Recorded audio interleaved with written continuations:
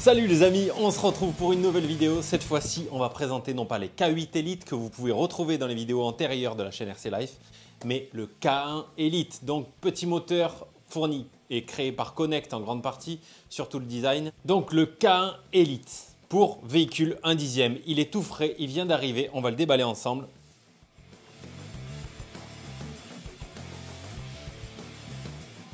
Tac, il est là. Voilà la boîte quand vous le recevez. Alors, il est fourni dans une petite boîte plastique pour le protéger. Bien fait, ça c'est bien. Voilà donc le packaging quand vous recevez le moteur Connect K1 Elite Sensored. Alors, comment ça se passe? Voici la boîte, vous l'ouvrez et là vous retrouvez votre magnifique moteur. Alors, ils y sont vraiment allés fort point de vue beauté moteur, si je puis dire. Ils sont magnifiques. Oh mon Dieu. Déjà que les K8 Elite pour les véhicules 1/8 étaient vraiment très beaux, notamment le Airflow qu'on a pu voir ensemble sur la chaîne RC Life. Voici maintenant le K1 Elite pour moteur 1/10 de compétition et ça c'est encore plus beau que les autres moteurs je trouve.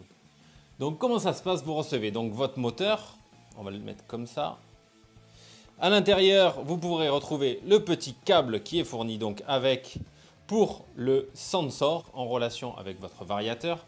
Câble que vous pourrez brancher ici, vous enlevez le petit caoutchouc, tac, et vous branchez votre câble sensor. Attention, il y a un sens pour le brancher, mais il y a un détrompeur. Dans tous les cas, vous ne pourrez pas le brancher si vous vous trompez.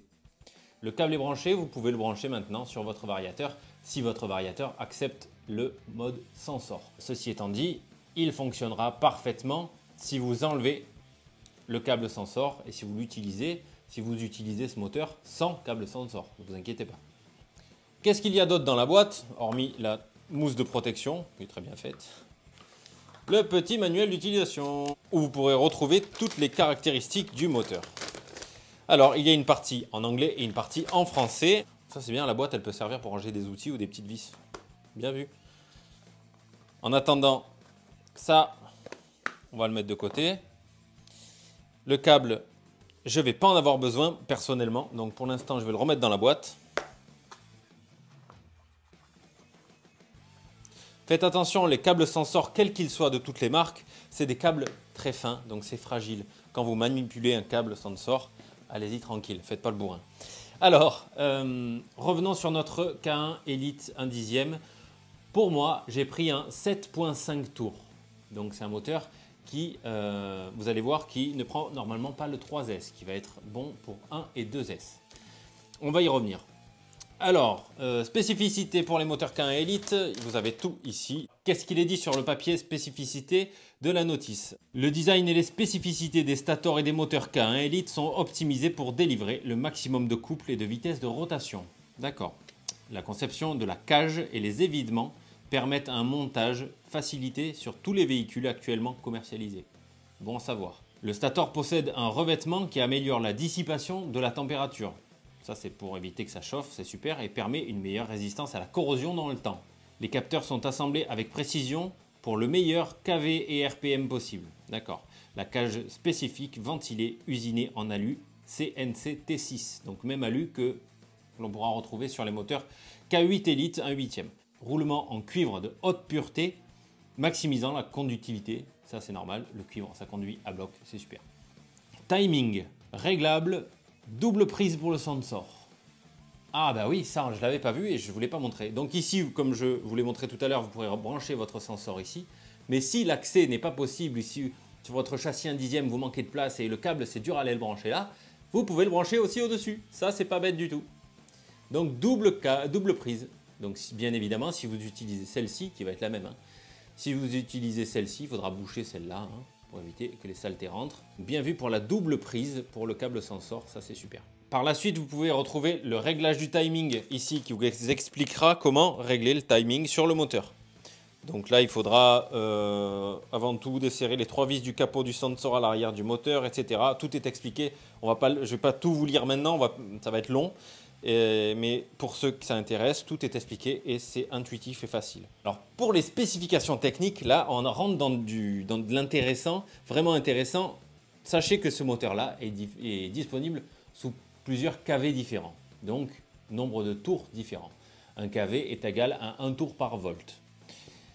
Ce moteur-là, un dixième, vous pouvez le retrouver à partir du 2300 kV, qui est équivalent à 21 tours,5. À chaque fois, vous avez la référence, le nombre de tours, le design, la taille. Donc on est sur un 540. Le nombre de LiPo qu'il accepte, 1 à 3S par exemple, pour le 21 tours 5. Donc, alors on en revient au kV. Il existe de 2300 kV à 8000. 8000.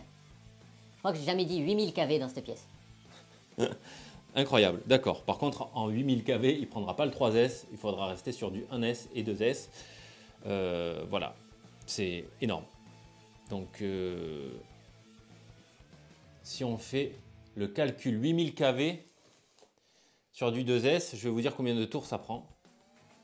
Voilà, un bon cas d'école. Si vous voulez savoir combien de tours le moteur prend, un 8000 kV prend en 2S, vous faites 8000 fois 7.4, le voltage de la batterie 2S, égale 59 200 tours.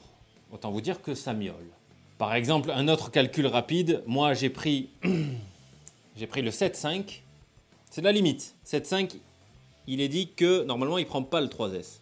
Voilà, 7.5, c'est le premier qui ne prend pas le 3S, qui fait 4500 kV. Donc en 2S, le 4500 kV, c'est simple, vous faites 4500. 4500 fois 7.4 égale 33 300 tours. Mais moi, c'est mon problème, je sais qu'il n'est pas prévu pour, je vais le faire tourner en 3S. Je vais l'essayer du moins en 3S et je vais vous dire s'il tient. Ne faites pas comme moi, ce moteur n'est pas prévu pour prendre du 3S, mais moi je vais le faire. Donc je vais lui faire prendre, au lieu de 33 000 tours, je vais lui faire prendre 4005 fois 11.1, 49 950 tours. Et je suis sûr qu'il va tenir. Bref, ça c'est une des bêtises que je vais faire. J'assume les conséquences s'il crame et ce serait normal. Mais c'est pour avoir un petit retour et puis on va tester, ça m'intrigue. Ce moteur va être monté sur ma BXR-S1 kit que j'ai monté. Alors, carrosserie, Manu M Racing, couleur RC Life, évidemment.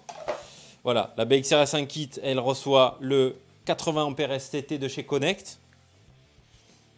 Et elle va recevoir, ça y est, son beau moteur K1 Elite. Oh là là là là, magnifique.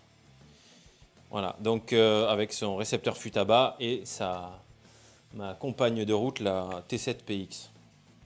Donc là, on va avoir un truc sympa quand même. On va être en 80 ampères. Normalement, il y a un 50 ampères Connect d'origine. Là, je suis passé sur le 80 ampères SCT de chez Connect. Et son petit moteur K1 Elite 7.5. Je vais commencer les essais en 2S. Il est prévu pour rouler en 2S. Et on fera un petit test en 3S pour voir si elle... Alors, on ressort le moteur comme ça, vous le voyez. Il est tout petit, il est super. Et ce qui est bien, c'est qu'il est, entre guillemets, un peu airflow. Il est aéré. Il y a beaucoup de moteurs, hein, un dixième qui sont ouverts comme ça. Moi, celle-ci va être utilisée principalement sur goudron et peut-être sur moquette et astro, mais pas sur terre. Voilà ce qu'il en est pour ces moteurs Connect. Alors, il existe, je disais, du 2300 kV, 2900 kV, 3700 kV, 4400 kV, 3003... Pourquoi c'est mal rangé? C'est pas dans l'ordre. Stéphane, c'est pas dans l'ordre. Donc il y a plusieurs types, des types modifiés et spec. Donc ça à adapter si vous faites de la compétition, selon dans quelle classe vous êtes. Alors on va lire un peu le nombre de tours. Donc ça part de 21,5 à 4,5. Il y a combien il y a de moteurs différents? 1, 2, 3, 4, 5, 6, 7, 8, 9, 10 moteurs différents. 10 puissances différentes. Donc vraiment c'est une gamme énorme. Ils sont tous Sensored, taille 540 pour tous. Alors, certains prennent le 3S, certains ne prennent pas le 3S, et, comme celui-là. Pour le 3S, il vous faudra rester entre le... Alors, vous pourrez prendre le 21 tours, le 17 tours, le 13 tours et le 10 tours, et le 8 tours et demi. Donc, à chaque fois, c'est des et demi. Hein, donc, il faut rajouter. Ça fait 21 tours et demi, 17 tours et demi, 13 tours et demi, 10 tours et demi, 8 tours et demi. Après, il y a plusieurs types modifiés au spec. À partir du 8 tours et demi, il est stipulé, donc à partir du 8 tours et demi, donc ça fait on réduit 7,5, 6,5, 5,5, 4 tours et demi, ceux-là prendront que le 2S. Donc à partir de celui-là, on est censé rouler que en 2S. Après, vous avez, après les LiPo, les ampères max. Donc, ça va de 28 ampères à 108 ampères. Le nombre de pôles rotor, donc 2 pour tous. La résistance, les watts. Alors, le mien, par exemple, 7,5. C'est un moteur. Le mien, donc le 7,5, c'est un moteur qui va sortir 360 watts. Le diamètre du rotor 12,5 par 0,5, nombre de kV 4500. En poids, on est à 166 grammes. Et les plus légers, les 4 premiers de la liste font 156 grammes, 155 grammes. Donc il y a 10 grammes d'écart. Diamètre axe 3,175 pour tous. Et le type des moteurs modified ou spec. Voilà ce qu'il en est pour ces moteurs Connect K1 Elite qui sont vraiment beaux. Je vous le rapproche un peu. Regardez-moi ça comme c'est beau.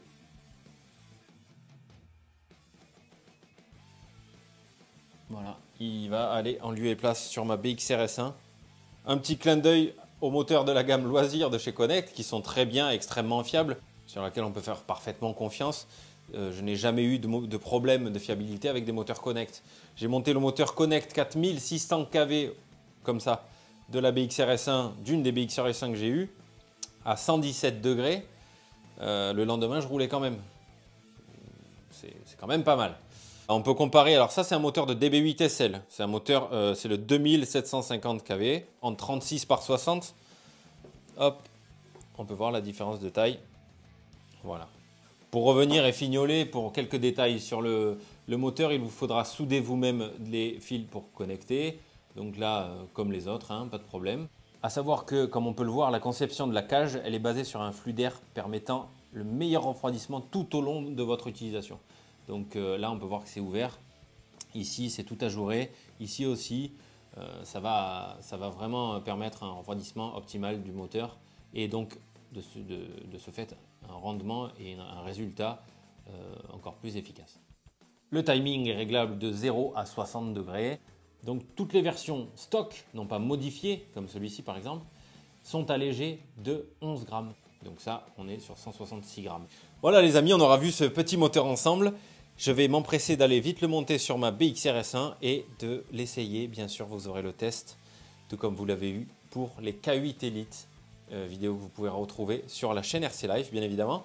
N'oubliez pas de vous abonner. J'ai pu constater que sur 15 000 vues, 12 000 personnes regardent les vidéos mais ne sont pas abonnés. Donc n'oubliez pas de vous abonner, c'est gratuit et ça aide la chaîne. Merci à tous, prenez soin de vous et à très vite sur la chaîne RC Life. Ciao.